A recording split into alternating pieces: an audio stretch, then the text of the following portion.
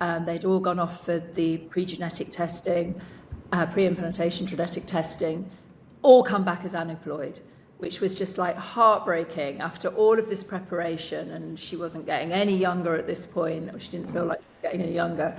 And then she had one tested euploid, which was transferred. That wasn't a successful transfer. And she was really like, what am I going to do? So I said, well, you could just try naturally for a while. And literally within that first cycle, she fell pregnant. Welcome back to the podcast. I'm Tracy Donegan. Today I'm speaking with Ruth Phypers. Ruth is a pioneering force in fertility laser therapy in the UK. As the founder of Laser Medicine on Harley Street, London, Ruth has become a much sought after expert in the field of PBM, that's red light therapy for fertility. In this episode, we discuss her recently published research and several case studies demonstrating how laser for fertility is bringing hope to so many. And now I bring you Ruth Phypers. Good morning, everybody. You are very welcome, or good afternoon, or wherever you are in the world. Welcome to the next episode of the Tracy Donegan podcast. And today I am delighted to welcome Ruth Phypers from the UK. She's going to tell us all about her experience using therapeutic laser for fertility. Ruth is so generous with her time and has allowed me to pick her brain in the past, and I really wanted to have her on just to share what she's doing in the UK, what we can expect to see, I think, globally in the next coming years as we see, the fertility crisis continuing and more people just looking for solutions that actually work. Ruth, you're very welcome. Tell me a little bit about who you are, where you came from, and then I want to jump into your most recent research paper. Yes, well, thank you so much for asking me. It's always good to see you, Tracy. I have worked in therapeutic laser for 10 years this year. I did a diploma in therapeutic laser, just over 10 years ago with a quite eccentric man. He was an acupuncturist. He was a registered acupuncturist in the UK, but he'd discovered about 20 years before I met him that you could use this therapeutic laser through the acupuncture system, and he felt that he got better results with the laser than he did with the needles. So for the last 20 years of his practice, he pretty much put the needles down, and he was developing protocols for all sorts of different medical conditions with therapeutic laser. And I actually stumbled across him by accident when my young dog was unexplainedly ill for no reason, and vets hadn't been able to diagnose it. And then a lovely old lady in natural health had said, "Oh, go and see this guy. He works with animals, he works with people." And within about 15-20 minutes, he figured out what was going on with her. He'd put a bit of laser on her. 3 days later, and this was after 6 weeks of being virtually on death's door, and she was a young dog at the time. Within 3 days, she was completely cured. And I was like, hang on a minute, what is this? So I'd come from a natural health background myself. It was natural health before it was called biohacking. And I've been doing that for a number of years. I've been a fitness instructor, a yoga teacher. And so I saw this in action. And he was telling me about, it's very good for neurodegenerative disease. I'm working with Alzheimer's patients at the local hospital. Musculoskeletal, tissue repair, all of these kind of things. And I was just like, for a start, why don't I know about this? Uh-huh. B, it clearly works. There's no placebo effect when it comes to dogs. So I was about to train to be a psychotherapist, but I was a little bit skeptical of it. And I just said, would you teach me? And he said, yes, I have a diploma. Okay, let's do it. So that's how I got into this 10 years ago now. And he did tell me at the time about fertility. He'd had a successful experience with a lady who had been struggling to conceive, and he'd put the light over the ovaries, and she'd fallen pregnant straight away, and she'd always kind of like credited him with this. But anyway, he, yeah, and he gave me the protocols for that at the time. I mean, 10 years ago, there wasn't any real kind of like the market. People weren't asking for this around fertility. So I found myself working within musculoskeletal a lot, pain management, nerve damage, the whole neuropathy, neuralgia issues, stuff like that. Yeah, so it was after the pandemic, really. So there was the studies that Anne-Marie Jensen and Arne Grinstead published in 2019 around Anne-Marie's work in fertility. And then I think the focus of my work really kind of switched into fertility. Done a lot of fertility since then, especially over the last 2 or 3 years. So yeah, sure. So Ruth, you have recently published a really fascinating paper following three women, I guess their journey. Older women with unexplained fertility challenges. I'd love to just hear a little bit about why you decided to write the paper, and I want to ask you about these women's experiences, especially the woman who decided to go ahead and use the laser in the first trimester. Well, in my opinion, there's not enough out there from a clinical perspective in this area. It's still incredibly new. So there was the 𝒖𝒐𝒏𝒅 trials that were between 1996 and 2012 in Japan. And then there was the work of Anne-Marie Jensen in Denmark. There's not been anything written in the UK at all. So I wanted to really join in the conversation in that respect. But I also felt that things are moving fast in this area, particularly around ovarian rejuvenation. So there's some great work going on in New York, various other areas of the world. There are some gynecologists now that are really focusing on ovarian rejuvenation. And I wanted to really put therapeutic laser, or PBM, photobiomodulation, as it's really medically known now, into that conversation with some the proper clinical paper, basically. There's not that many focused clinical papers written about this at all. So that was the aim. And I was building up a lot of data over the last 5 years. I've worked with a lot of women and their fertility issues. And I just wanted to really start to share, because still a lot of people don't know about this. Most of the fertility clinics aren't recommending that people do this. When women are struggling, late 30s, early 40s, often the first line of advice is to take donor eggs. And yet I've seen many successful pregnancies and births from women who have been suggested by their IVF clinic that to take a donor egg, and they've, now had a very successful pregnancy, either through an IVF transfer or a lot of spontaneous pregnancies, actually, in these. And so these 3 case studies that I focused on in the paper, they were all over 40, and they'd all been trying to conceive for a long time. And some of them one of them had had multiple miscarriages and a molar pregnancy. I think they'd all had at least one miscarriage. Yeah, they'd all had at least one miscarriage. And just kind of really in all cases, there was nothing diagnosed in terms of their fertility other than an unspecified age-related infertility. That's what had been kind of put on all of their kind of records. And some kind of happened a little bit more quickly than others, but in all cases, they all went through to have a successful pregnancy and a very, very healthy baby. I was reading through the paper again last night, and there was, I think it was the last case study, where this woman had been through, I think she had been through the mill, I think a couple of rounds of IVF. This has been going on for a while, and I think at the end she did conceive spontaneously. She did. She absolutely did. Probably at the kind of point where the last IVF, although had produced some very, very good results, all of her outcomes had improved. So she'd had a lot more eggs retrieved, much higher quality of embryos.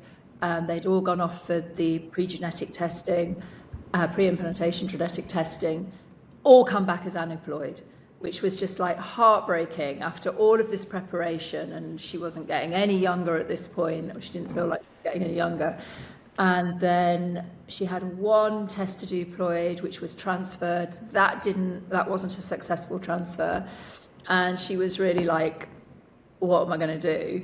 So I said, well, you could just try naturally for a while. And literally within that first cycle, she fell pregnant. Ready to meet your baby sooner? At Solasta in Round Rock, Texas, we specialise in laser therapy for fertility.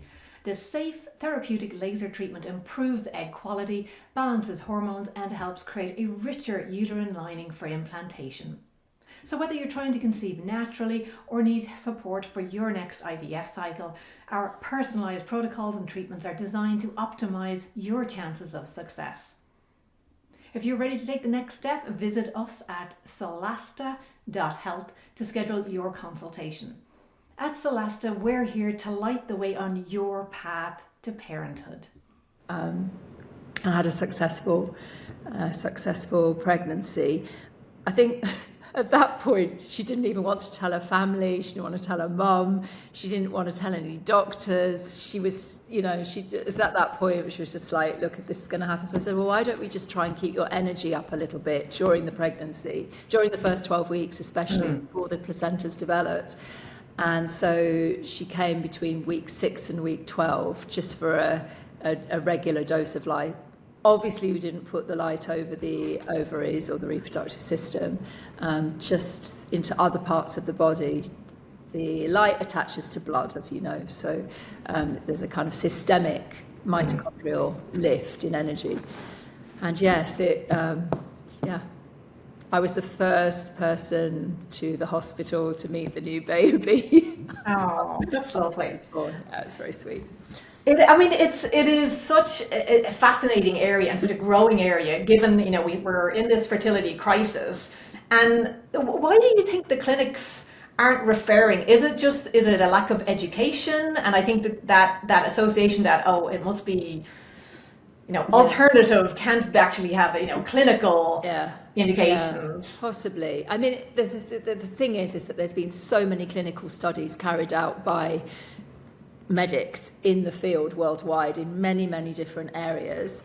So PBM is considered to be a medical procedure that has very, very good outcomes. But when it comes to fertility, there hasn't been a large-scale randomized controlled trial to prove its efficacy. So basically, medics don't have a protocol. So in the UK, PBM has been approved by NICE, which is the equivalent of the FDA here in the UK. They've approved it for the treatment of oral mucositis. Oral mucositis is a horrible condition that people get as a result of radiotherapy from head and neck cancer, a combination of the radio and the chemo for head and neck cancer.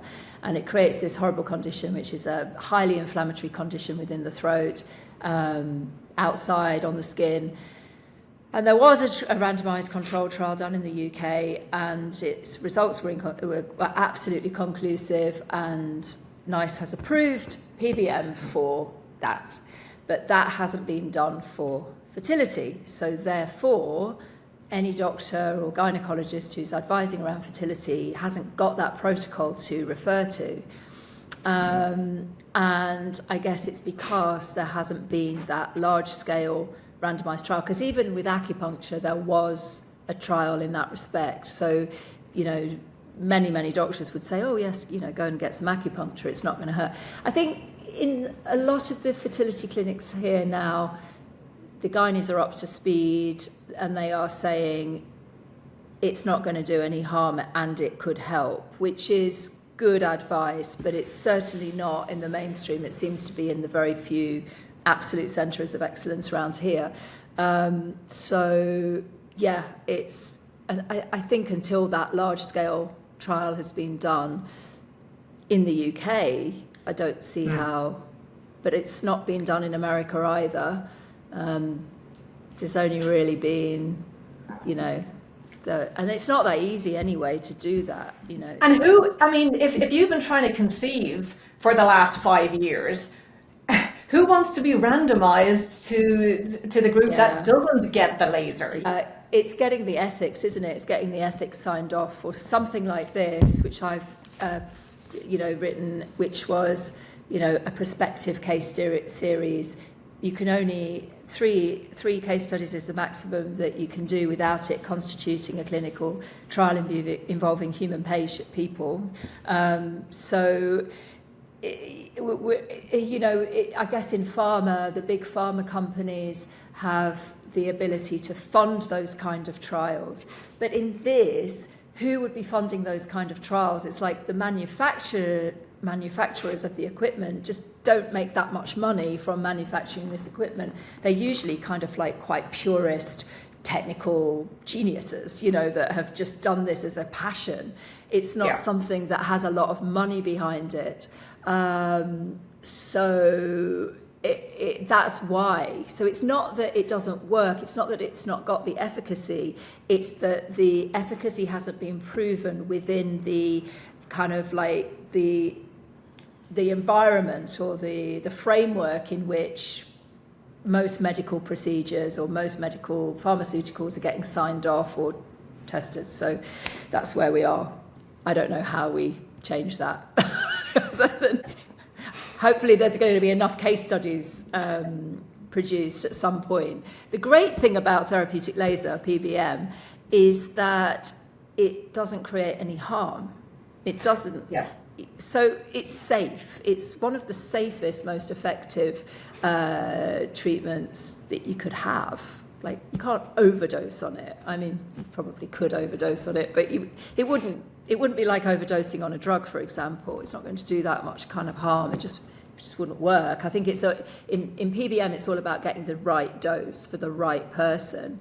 And it takes quite a lot of skill over the years, as I'm sure you know, to really understand as a therapist, okay, what's the most appropriate light to give in this situation, what kind of frequency we should be giving the treatments, all of that kind of stuff. But it's not a dangerous thing to have. I think when people hear the word laser, they think the James Bond laser, or they think, it's that laser that burns and cuts tissues, which no, we're not, that's not what we're talking about here. It's therapeutic. Yeah, it's therapeutic. Laser. I mean, even with the class 4 therapeutic lasers, the maximum output is 20 watts. It'll peak at around 20 watts. It's usually around 15 watts. Well, the surgical lasers are the kind of lasers that can cut skin and do keyhole surgery. They're much, much, much higher power than that.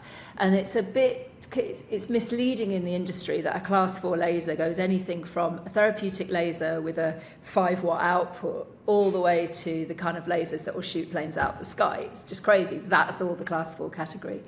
But yeah, the important thing for the consumer at this time, which they're probably being misguided around, is that there's a massive difference between LED and a class 3B therapeutic laser and a class 4 therapeutic laser. The LED is at a very, very, very low power, and the light is not being given a kind of like the power of a laser in order to get those wavelengths into the tissue. So fantastic for skin. All of these LED devices that you see around that are not that expensive, and they're all designed to put over the face. Fantastic, because LED scrambles as the light comes out, and it'll probably go to about 3 or 4 millimeters into the tissue, which is that's where you want it for skin, right? But for ovaries, which are at least 4-5 centimeters deep, and the way PBM works is it's a transdermal application. So it needs to touch tissue, and then it needs to attach to certain components in the tissue. And those components are melanin in the case of skin, but really in the case of the ovaries, we're talking about blood and water in the tissue. And the light photons attach to the blood and the water and then they can travel, and then they can carry out this biological effect. So in my opinion and my experience and everything I know, to really get and to after experimenting with different protocols and really looking at the work of, you know, what's going on in Denmark, and you need a lot of power to get that light, enough of it into the tissue, because you've got a lot to deal with in the abdomen. You know, there's like this visceral fat, there's scar tissue, there's, you know, flesh, muscle, previous C-section wounds maybe, you know, so there's a lot to deal with. And in my experience, you could hold one of those LED devices onto the abdomen for 6 weeks and you wouldn't get enough energy into there. So, and when I say 6 weeks, I mean 6 weeks solid, like day and night of 6 weeks. It's just never going to distribute enough power into the tissue, in my opinion. No, I think that's actually borne out in the research as well. And I think what's happening in this landscape right now is we have an industry of the LED industry that is, and it's so frustrating because you go to their websites and they're citing all of these, you know, fertility studies. I'm sure they'll be citing yours pretty soon as well, and linking it to LEDs. And it's just so unethical, really. And look, it's an industry and they're in it for, you know, they want to sell product. And like, there's barely any studies on panels, never mind panels and fertility and the distance and the reflection. There's like, there's a million reasons why it won't work. But in saying that, I have a lot of women contact me and say, there's nobody in my community that has a therapeutic laser, or they won't treat me with their laser. What else can I do? So I will sometimes suggest, okay, here's some product that you can use, but I want you to think of it as the way, like, you know, you go to the chemist or the pharmacy here and you can get over the counter, very safe medications. And it's kind of like, I think, like as a supplement. So you can use your red light on your abdomen, on your back, all of that, and you'll still get a little bit of a systemic effect, but it's going to be over a long period of time. And for so many women who are trying to conceive, the clock is ticking and time is not something that they have. So for me, I'm like, find someone that has a therapeutic laser in your community. That is the best option, especially for someone who's a little bit older as well. So I don't completely knock it. I think there's a place for it as kind of a maintenance kind of, but if you're like over 40, I think, we need to start, or you're younger and have had a diagnosis, there's a lot that we can do with that, with the laser. But what I thought was interesting was that, and one of the reasons why I know your paper is going to be cited on all of these panel pages is because you do mention you use LEDs. Yes. But it's a hell of a device, that LED device. I mean, it's a cluster of 60 diodes. And it's powered up to distribute at least just under a watt. So in itself, it is really classed as a class 3B device. It's not really classed as an LED device, but it's because it has a cluster of 60. And it's what it's what I learnt on. It's what I built the first 7 years of my practice using this particular device, and it has a kind of an 820 3B laser as a kind of separate probe, and then it has this cluster, and the cluster is good for if you wanted to get over bigger areas, but it was a very manual delivery. And actually the other so I used that, I think, in the first case study that I talk about, but we did very, very regular sessions. It's a very committed. It was quite a long treatment session, so I was working really, really hard on those sessions. The person in the case study one, she was very, very committed. There was no financial obstacle, and it did show that there was. She obviously had fantastic results, better than any results that she'd ever had. I think she's still got spare euploids from that first retrieval that she's never needed to use. The other device, which was a class 4 device, which was putting in more energy in a shorter period of time, was still a lot of manual labor. You know, when you, not for particularly for one person, but if you're seeing like 5 or 6 people a day. So, you know, you end up with having to treat yourself for carpal tunnel. I did actually end up with a repetitive strain in my elbow, so it was great to be able to take on the Giga laser last year, which just, you know, throws in an incredible amount of energy over a 23 kind of minute session. And then you can use the other lasers to put light into other parts of the body as well. So we're not just focusing on the abdomen, but it does take the, you know, takes the greater part of the light, you know, the biggest part of the light. But one thing I say about those LED devices, whatever you're going to use them for, so you can get some very good handheld ones which are good for sports injuries, pain. Pain is, they've been proven to work for pain, these low-power devices, but you've still got to be committed. You know, I bought my mum one for her arthritis, and you know, it's like 20 minutes a day, mum. You know, just get into the habit when you're sitting there watching TV in the evening to get the laser on you, or to get the, you know, the LED on you. And the same with the face masks as well. You know, they work, but it's like, how look, I don't give myself my face. You know, no, I'm the same. I'm sitting there gathering dust. And I've got the best equipment in London, literally sitting in front of me, and I still struggle to really commit myself to the time to sit down or lie down and put a session in there. So yeah, I think if you actually organise to go and see a practitioner, you know, it's it gets done, and they've got the right equipment to get the right amount of light in, and to give it some kind of like effect. So I'm glad that we got a chance to just talk about the LEDs, and because there's a big difference between a few LEDs, you know, in a light or a pad or a panel, and what you were using, and even like the Giga laser. So the Giga laser combines laser and LEDs, so you have that great level of power. But for the most part, if you can find someone in your community that has a class 4 or 3B, and but when if you're working with somebody, like what should they expect for, like, should they expect, because I think there's this idea, well, you know, I'm doing IVF and I have my retrieval in a couple of weeks. You know, should I start now? Like, this is a question that I get a lot. It's like people want this quick fix. It's like, but this is, you know, for most of us, we have a little bit of inflammation in the body that has been there for a while and has, you know, is obviously affecting the energy level in our cells. Yes. What kind of schedule should women expect when they're coming to see you, if maybe they're a little older and they don't have a diagnosis? Like, what's your kind of traditional schedule for them? And it just varies from individual to individual. So case study 2 in this particular paper, she was one of the people that came to me and said, I'm literally just going into stims. We're doing a retrieval in 2 weeks' time.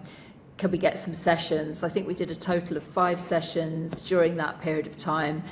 She'd had 4 failed IVF cycles before that. She didn't do anything different other than take the light.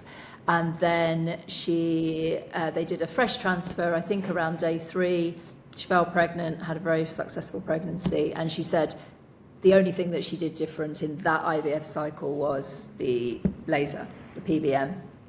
So sometimes you do have those situations. A 40-year-old came to me recently. She struggled for a few years.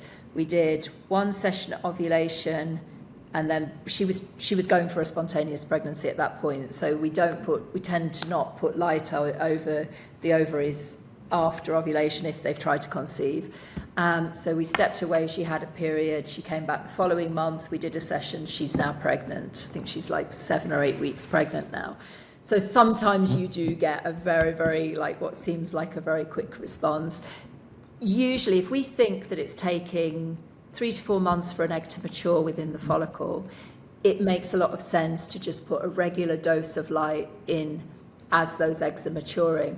And in the case of case study 3, which was an odd story, me and her both think that it was the accumulative effect of putting light into the ovaries over that 3-4 month period I think it was 5 months by the time she conceived, what with the various retrievals and transfers and stuff, that by then the reproductive system really had kind of regenerated to a point where it had gained some kind of ovarian function, had gained enough to be able to prompt that spontaneous pregnancy.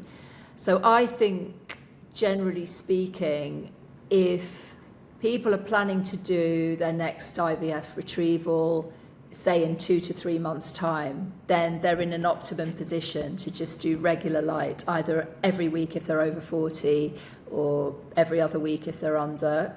It's actually a lady who's just about to give birth in February, and she did every other week. And so it's just, I think it's more like a consistency, actually. It's like a regular thing. You don't need to overdo it. You don't need to have it done every day or every other day.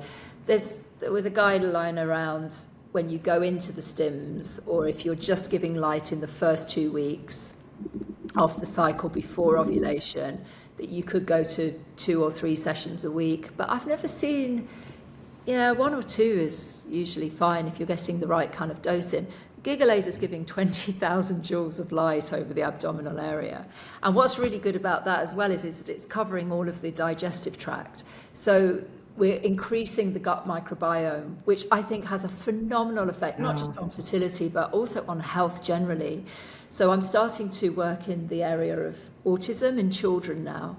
And one of the studies that has been released very recently gives light through the head, but it also gives light through the gut, because children with autism are shown to have a lower gut microbiome.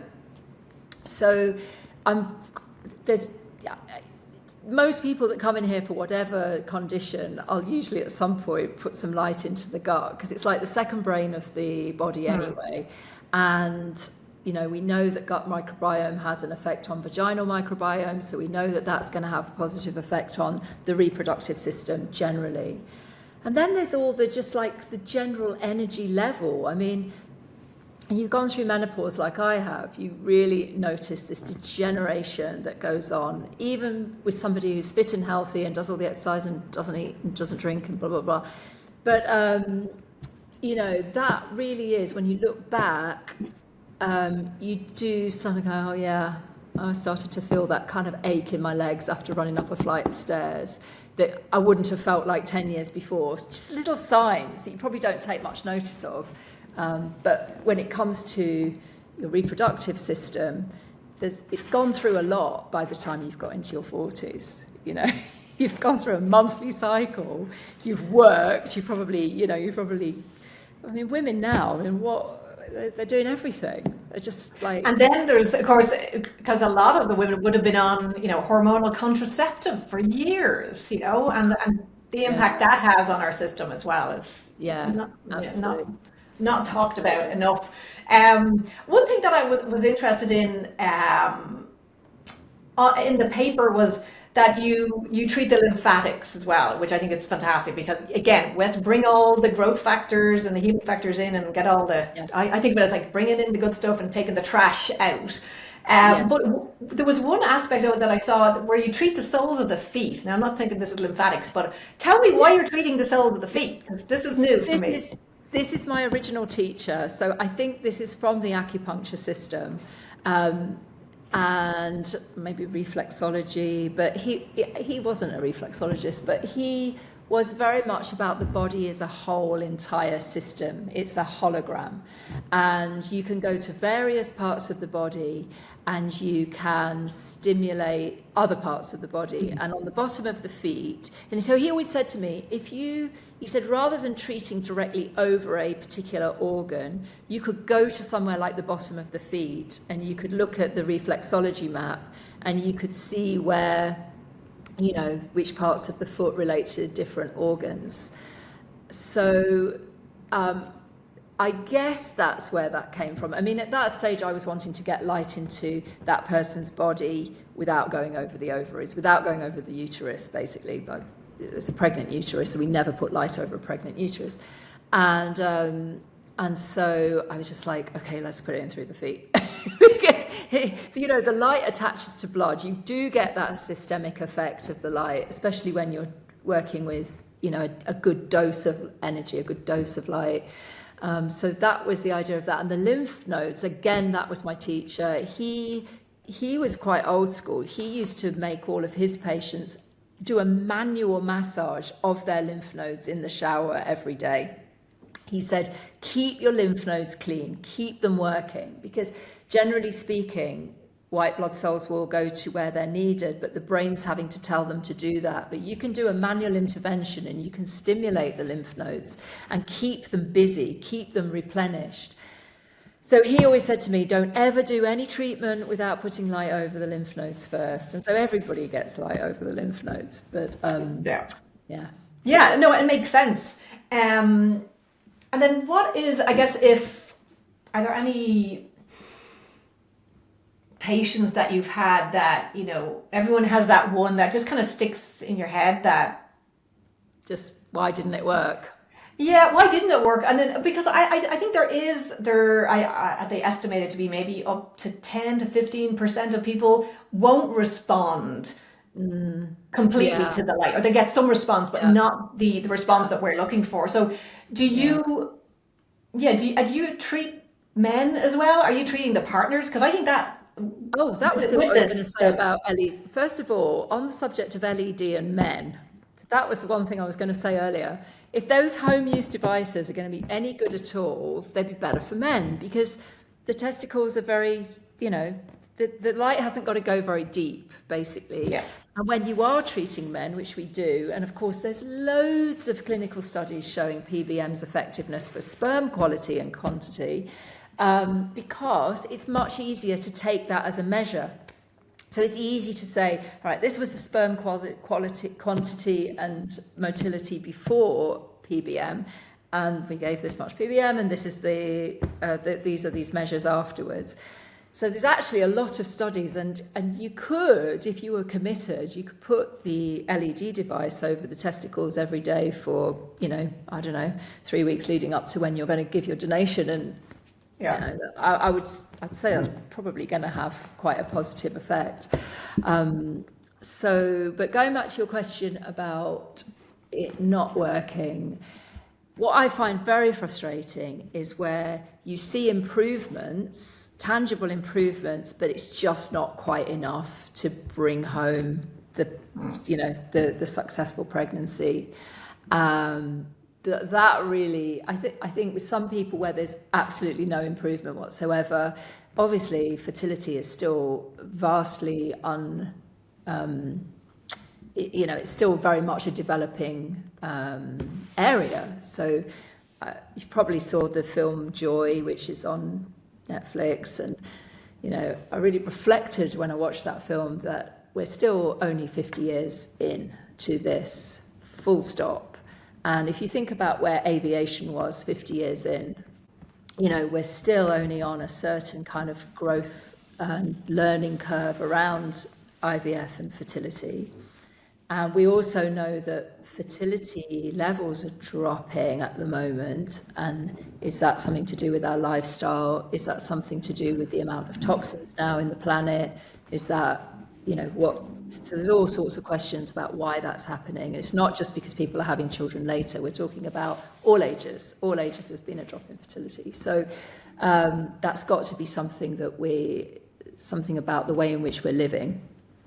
And, you know, there's why are more people getting cancer? And there's some people are talking about genetics being the reason for all of this. But there's other train of thought, which is it's both cancer and fertility are both metabolic conditions. Now, I tend to sit in the second camp, particularly because of what I've observed in my work, but also within my own body. And just generally, I just think that if you can, you know, the higher you can keep your metabolic energy, your metabolism. So with some people, I think I get confused because they come in and they just seem like they've got good metabolic energy. They look like they're metabolizing energy very, very well, and yet they still don't necessarily get the result that they want. Those are the ones that really leave me scratching my head around and going, wow, why? With other people, you can kind of see why. You know, all of us have got a kind of biological age, but we've all got a metabolic age. And I think with some people, it's quite clear that their metabolic age is maybe even older than their biological age for whatever reason, whether it's been lifestyle choices or whether it's been genetics, whether it's whatever it's been, you kind of feel like this is going to be a harder thing to help with than others. So, yeah. Yeah, there's always those outliers that, and you've kind of been on the journey with them. They have done everything they possibly can. That's, it's heartbreaking. Yeah. And they don't even look like they are at an advanced metabolic age. Do you know what I mean? Like, they look like they're doing everything as well. And you're like, why? Yeah. So maybe that's where the genetics really does take its part in the whole equation, you know. Yeah, and one thing that I make a point when I'm talking to the women that I'm working with is asking them about their light diet, you know, and like, how often are you outdoors getting natural sunlight? Yeah. Because I think that's such a big part of it that we're just missing now. I think this recent studies from the World Health Organization is that we spend something like 93% of our time indoors under this kind of lighting, which is so bad for you and bad for your fertility, but we're sitting in front of these devices and these lights all day. Yeah. So for me, it's like, I want to know about your light environment as well as I'm working with you, and how we're going to kind of adjust that to support fertility and reproductive health. There was I have my my Google alert set to, you know, it sends me any new research that's published on PBM and full spectrum sunlight. So I had a study that came into my inbox yesterday, and it was this huge study came out of China on how to improve the reproductive capacity of tomato plants, or tomato plants as we'd say back in Europe. And they had put all of this effort into how can we get more yield out of tomato plants, and how they were adjusting the light and a little bit of a light adjustment, as in more near infrared light. They were finding that, it actually increased the yield significantly just by changing the light because these grow units are indoors. And I'm like, okay, so we have, China doing all of this research on how a little bit of light can change a tomato plant, but we can't get that same into like what's going on with women's fertility. Can we get more light into you, and whether that's laser and outdoors as well? Yeah. And it's funny because I think we've also developed into a culture where we just want things to be done to us. And actually a lot of the improvements can be stuff that just requires some effort.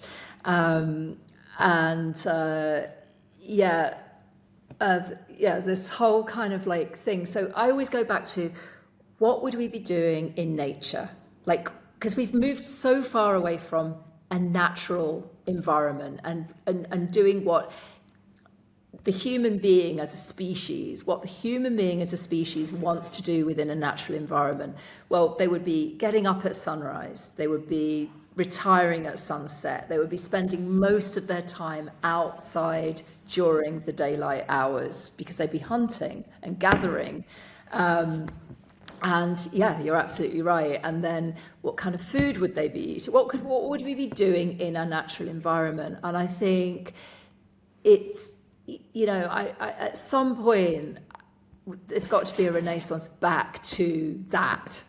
And it doesn't mean we all go and live off grid somewhere warm. I mean, that's what I'd really like to do, if I'm honest. But we're in the real world here. But there's definitely a lot more we can do in terms of just returning to our natural way of being, and part of that absolutely is about getting out into daylight, getting into nature, getting away from plastic, if that's at all possible, ever. There's been a study actually, I think a study came out last year, didn't it, about the effect of, those the chemicals that are in plastics and the effect they're having on fertility.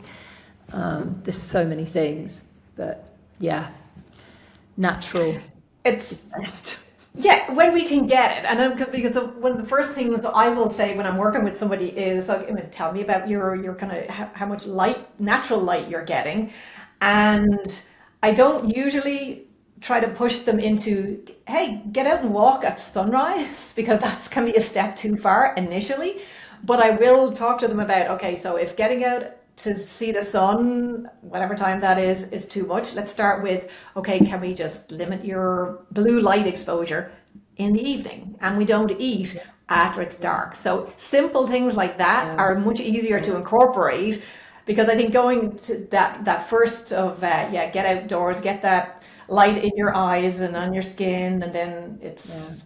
Yeah, that might be a step too far initially, but a lot of the women that I work with after a while, I'll say, look, just try it for a couple of days, and once you get over the whole thing of dragging yourself out of bed, like I started this last year I think it was like June or July last year, and now I'm addicted to it. I have to get out and get my morning sun, and it doesn't matter if it's cloudy, whatever. You're still getting that really lovely red and near infrared in the morning, and it sets your brain up for that. Circadian rhythm, your metabolic health. I'm like, it's a really simple hack, but it takes a bit of effort. And you know what? It's interestingly, so my dog that took me into therapeutic laser in the first place literally just passed away before Christmas. Oh, and I'm sorry to hear that. I know, but she did nearly 13 years, so she went her lifespan. And this was at a point in her life at 18 months where it didn't look like she was going to even make it to 2 years. So there we go. But anyway, it's really changed me, because now I don't have to go outside in the morning to walk my dog. And there's been moments over the last few days, particularly in England, the weather's been absolutely horrendous. I have been outside all day, and have I felt it? It's just, no, this isn't right. So absolutely, I really appreciate. I think it's really good to have a dog, actually, because it forces you to go outside every day. But I 100% agree with you. There's some really, really easy, free of charge hacks. Well, they're called hacks now, aren't they? But it's just natural health, really. I think that they're changing that term now from biohacking to bioharmonizing. Oh, really? I like that. Bioharmonizing. Yeah. So it'll make its way back to just calling it natural health, I think, at some point. Yeah. Bioharmonizing. Yeah. Here's how you can bioharmonize your hormones today. Get out into the sunlight. Yeah. Do some exercise. Yeah. Do them outside. You get it, 2 for 1. Ruth, thank you so much for sharing all of your insights and information about your study. I'm sure you're very proud of it. It's great to have a piece of. I know how difficult it is to write a research paper. I had some really good help with this. I mean, Professor Reem Hanna gave an incredible amount of support around this paper, so I'll just kind of give her the credit for the quality of this paper. Professor Hanna is an absolute example of she's a surgeon. She's at the UCH. She's in traditional medicine, and she's spent the last 10 years researching and exploring PBM within her work. So there's plenty of medics out there that are working with PBM to very good effect.